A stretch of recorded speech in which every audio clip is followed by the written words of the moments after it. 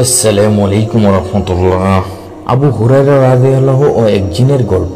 আবু হুরায়রা রাদিয়াল্লাহু থেকে বর্ণিত, তিনি বলেন, এক রমজান মাসে রাসূল সাল্লাল্লাহু আলাইহি সাল্লাম আমাকে যাকাতের সম্পদ রক্ষা করার দায়িত্ব দিলেন। দেখলাম কোনো এক আগন্তুক এসে খাদ্যের মধ্যে হাত দিয়ে কিছু নিতে যাচ্ছে। আমি তাকে ধরে ফেললাম আর বললাম, আল্লাহর কসম, আমি অবশ্যই তোমাকে রাসূল সাল্লাল্লাহু আলাইহি সাল্লামের কাছে নিয়ে যাব। সে বলল, আমি খুব দরিদ্র মানুষ, আমার পরিবার আছে, আমার অভাব মারাত্মক। আবু হুরায়রা রাদিয়াল্লাহু বলেন, আমি তাকে ছেড়ে দিলাম। সকালবেলা যখন রাসূল সাল্লাল্লাহু আলাইহি সাল্লাম এর কাছে আসলাম, তখন তিনি বললেন, কি আবু হুরায়রা, গতকালের আসামির খবর কি? হে আল্লাহর রাসূল, সে তার প্রচন্ড অভাবের কথা আমার কাছে বলেছে, আমি তার উপর দয়া করে তাকে ছেড়ে দিয়েছি।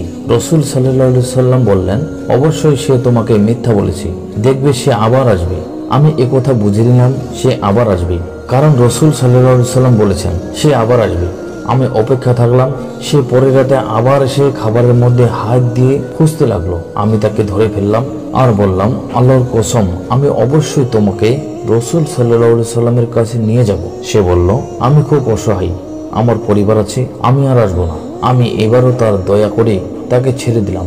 সকালবেলায় যখন রাসূল সাল্লাল্লাহু আলাইহি সাল্লামের কাছে আসলাম, তখন বললেন, কি আবু হুরায়রা, গত রাতে তোমার আসামি কি করেছে?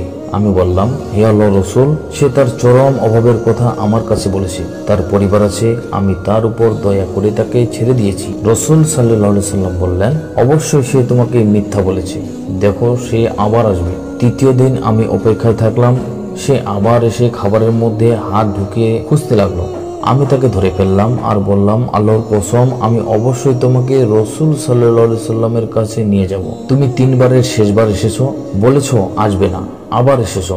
সে বলল, আমাকে ছেড়ে দাও, আমি তোমাকে কিছু বাক্য শিক্ষা দেব যা তোমার খুব উপকারে আসবে। আমি বললাম, কি সে বাক্যগুলো? সে বলল, যখন তুমি নিদ্রা যাবে তখন আয়াতুল কুরসি পাঠ করবে, কারণ আল্লাহর পক্ষ থেকে তোমাকে একজন রক্ষক পাহারা দেবে আর সকাল পর্যন্ত শয়তান তোমার কাছে আসতে পারবে না। আমি তাকে ছেড়ে দিলাম। সকালবেলা যখন রাসূল সাল্লাল্লাহু আলাইহি সাল্লামের কাছে আসলাম, তখন বললেন, কি আবু হুরায়রা, গত রাতে তোমার আসামি কি করেছে? আমি বললাম, ইয়া রাসূলুল্লাহ, সে আমাকে কিছু উপকারী বাক্য শিক্ষা দিয়েছে, তাই আমি তাকে ছেড়ে দিয়েছি। রাসূল সাল্লাল্লাহু আলাইহি সাল্লাম জিজ্ঞাসা করলেন, তোমাকে সে কি শিক্ষা দিয়েছে?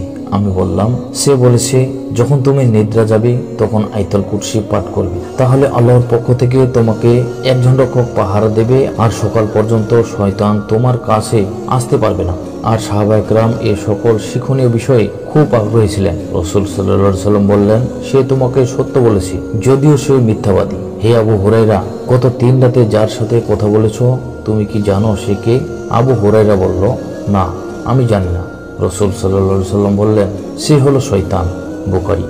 এই হাদিস থেকে আমরা যে শিক্ষা পেলাম তা হলো, একজনের সম্পদ পাহারা দেওয়া ও তার রক্ষা করার জন্য আমানতদার দায়িত্বশীল নিয়োগ করা কর্তব্য।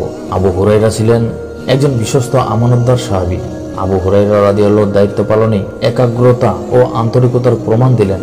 তিনি রাতেও না ঘুমিয়ে যাকাতের সম্পদ পাহারা দিয়েছেন। রাসূল সাল্লাল্লাহু আলাইহি সাল্লাম এর এটি একটি মুজিজা যে তিনি ঘটনাস্থলে উপস্থিত না থেকেও আবু হুরায়রা রাদিয়াল্লাহুর কাছে বর্ণনা শুনে বুঝতে পেরেছেন শয়তানের আগমনের বিষয়টি। দরিদ্র অসহায় পরিবারের বোঝা বাহকদের প্রতি সাহাবায়ে কিরামের দয়া ও রাসূল সাল্লাল্লাহু আলাইহি সাল্লাম এই দয়াকে স্বীকৃতি দিলেন। তিনি আবু হুরায়রা রাদিয়াল্লাহুকে বললেন না, তাকে কেন ছেড়ে দিলে, কেন দয়া দেখালে?